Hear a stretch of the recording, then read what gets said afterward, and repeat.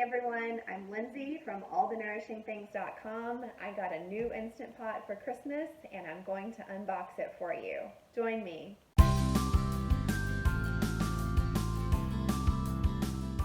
Hey friends, welcome to my kitchen. I bet a lot of you received or bought yourself Instant Pots for Christmas or whatever holidays you celebrated this year. And if you're anything like I was when I first got my Instant Pot, yours may still be sitting in the box. So I have a confession. Even though I am an avid Instant Pot user, I own 2 Instant Pots. I use my Instant Pots at least once, if not more times a day, and I have more Instant Pot recipes on my blog than any other type of recipe. Despite all of that, when I first got my Instant Pot, it sat in the box in the corner of my kitchen for over a month. So this is a really common occurrence. People get Instant Pots, whether they wanted one and bought it for themselves or they received it as a complete surprise.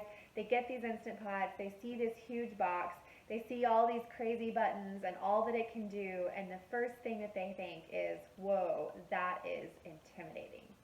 Well, I promise you, it's not intimidating. Shortly before Christmas, our very first Instant Pot that we ever had quit. I'm not really sure what happened or what went wrong, but it just wouldn't come to pressure anymore. I had it for 4 years, and like I said, had used it at least once a day, if not more, and it quit on us. So I have loved having 2 Instant Pots, and I thought, well, maybe I can go with just one now, and it didn't work for me. I realized that I really do rely on 2 Instant Pots. So we ordered another 6-quart duo, and mine has been sitting in the box for the last 2 weeks because I haven't had time to unpack it. But now I wanted to unbox it for you, and if you're a brand new Instant Pot user like I once was, I want to dispel any fears or intimidation you may feel about using your new kitchen gadget, because I promise you, this thing is a kitchen lifesaver. So, are you ready to get started? All right, so if you have your Instant Pot, it probably came in a box that looks very similar to this. And let's unbox it. All right, so in the very top of the box, when you first open it up, you will see here is a diagram of everything that you can expect to receive inside of your box. So if you're missing any of these pieces, once you get it all unpacked, you'll need to make sure to either contact the manufacturer or take it back to wherever you purchased it from and get yourself another Instant Pot, or find out how to get the missing parts. Okay, the top thing here is a bag with the user manual and what appears to be a cooking chart of some sort. This is new. This was not in the original Instant Pot that I got, so I will look this over and see what I think about it. And also we've got the Instant Pot Duo user manual and the Instant Pot recipe booklet. So I'm going to set those aside for now. Let's get to the really exciting part. And here we go. Ta-da! And the cord. Okay, so the first thing I can tell you that's different is that both of the Instant Pots I had previously did not have a separate cord. The cord was already attached and you could not detach it. So this cord is actually separate and detachable. We'll have to see how I feel about that. Oh, isn't it beautiful and shiny? All right, so now let's open it up and see if everything is on the inside like it's supposed to be. So I have the silicone sealing ring that should be fitted very tightly in the lid of the Instant Pot.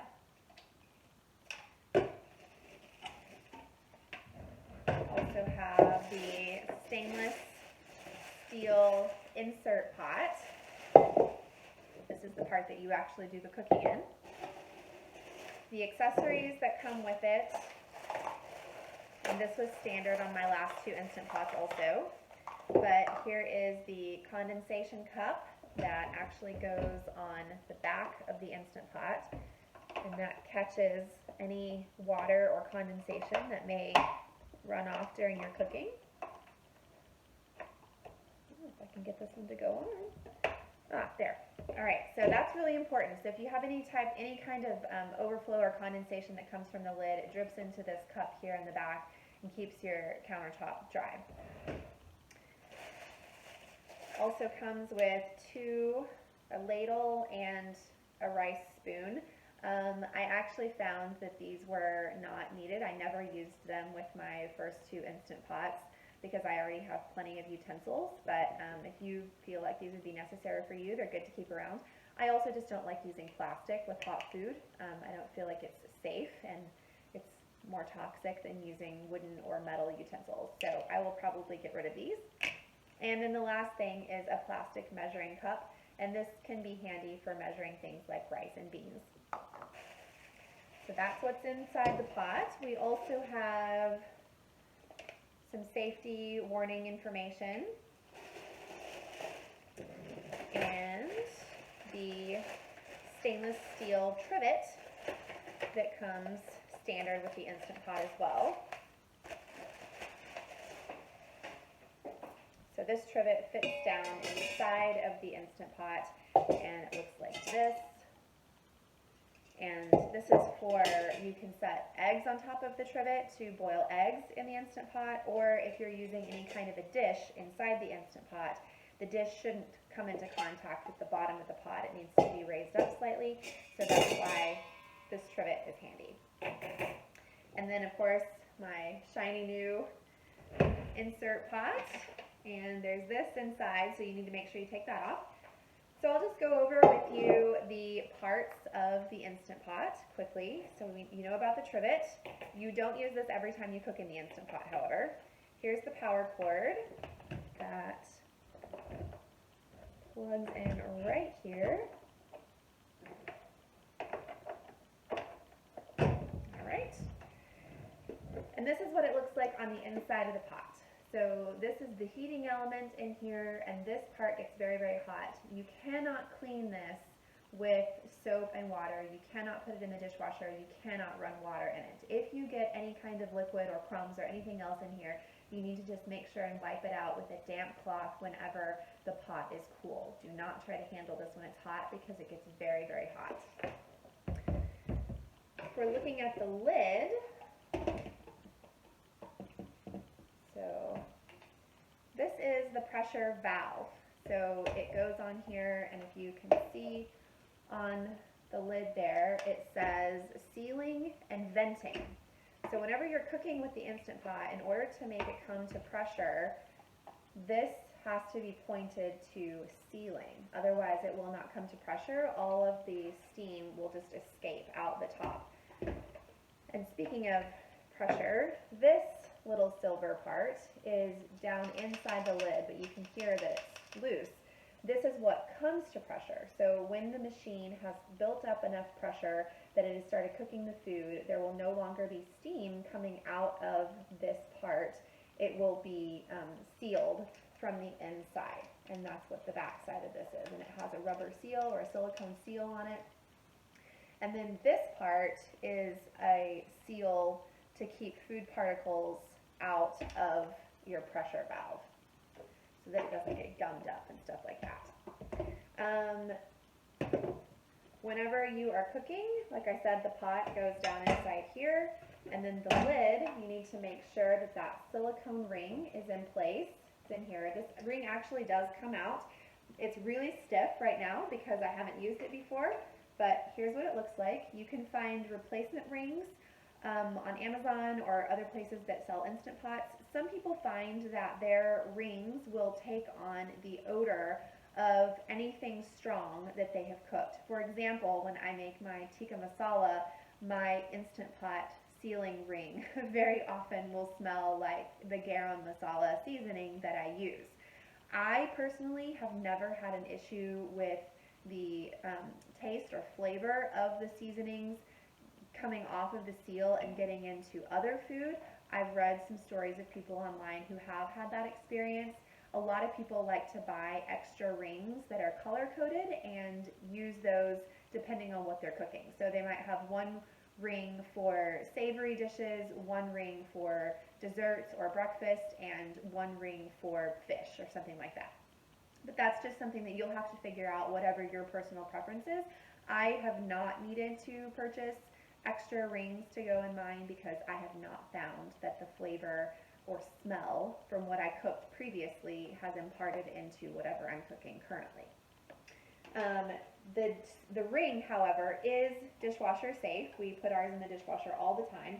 I do feel like that's the best way to clean and sterilize it. Some people have soaked theirs in the sink with baking soda or vinegar or a mixture of both to try to get any smells or stains out. But again, you can find what works for you. Okay, so whenever you go to cook, you always need at least a half a cup to a cup of liquid in the stainless steel pot. This goes for whether you're boiling eggs, steaming vegetables, cooking a pot roast, making some ribs, whatever it is that you're making, you have to have some liquid inside the pot in order for it to come to pressure, because the liquid is what makes it come to pressure. Some examples of things that you cannot use as liquid would be fats. Even a liquid oil is not a liquid. We need liquids like bone broth, water, juice, or wine. Something that I didn't figure out until I've been using my Instant Pot for about a year is that on either side of the Instant Pot there are these two handles that have a hole in them. And I realized a year into using my Instant Pot that these are actually for this part of the lid to go in, so that it holds the lid for you. And I just thought that was so clever and couldn't believe how long it took me to figure that out.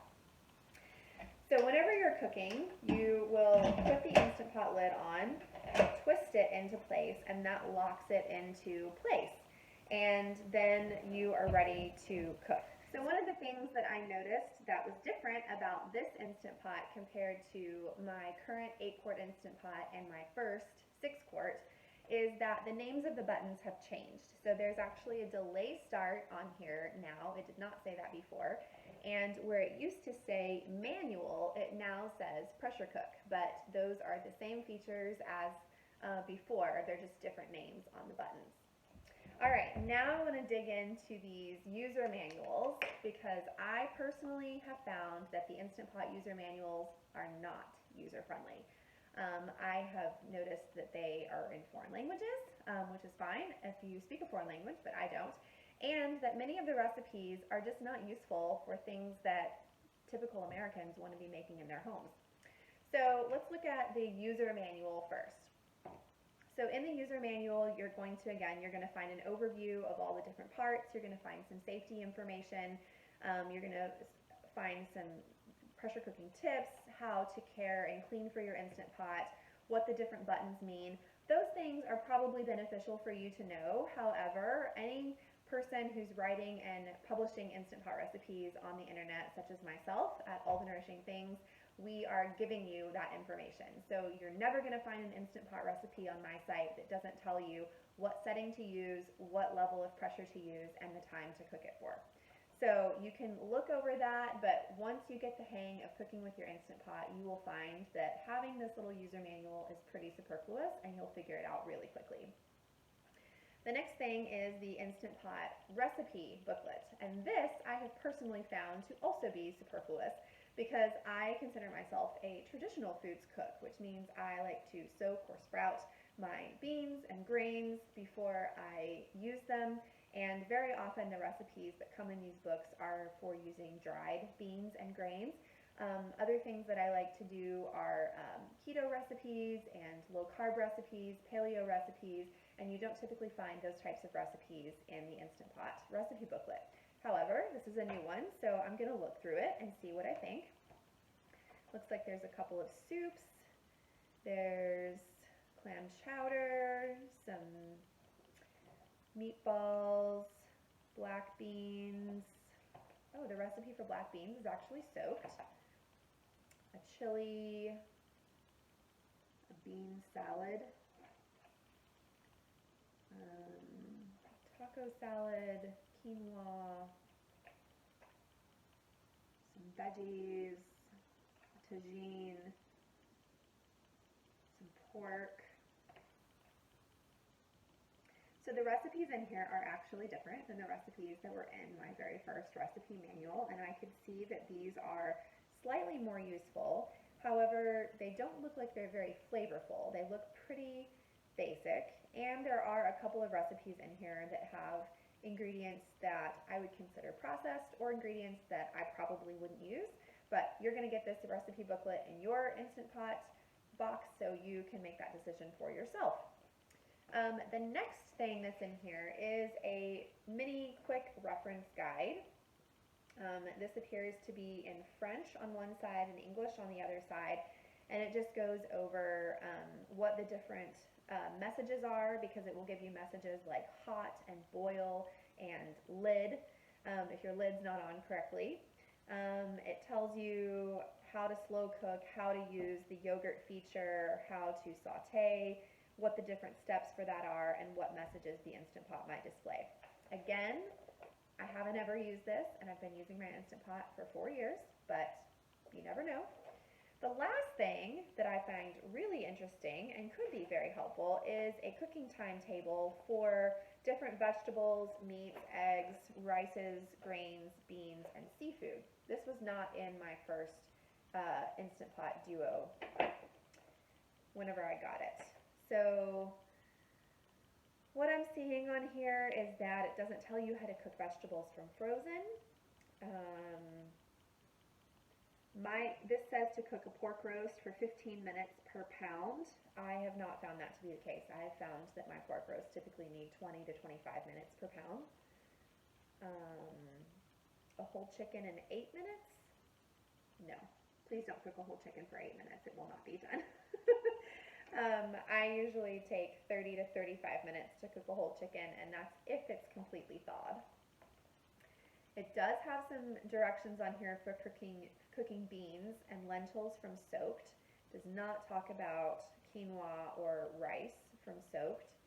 Interestingly, it has a wild rice on here, and this is much less time than what I cook mine for. So mine turns out perfectly every time. You can Google Instant Pot wild rice, and mine will be the first result that shows. Fish. Okay, and nothing on the other side.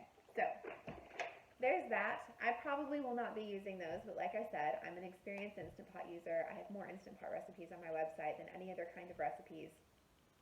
If you ever have any questions about the Instant Pot, please feel free to leave me a comment on any of my Instant Pot recipes, or use the contact form up on my website and send me an email. You can also reach me on Facebook.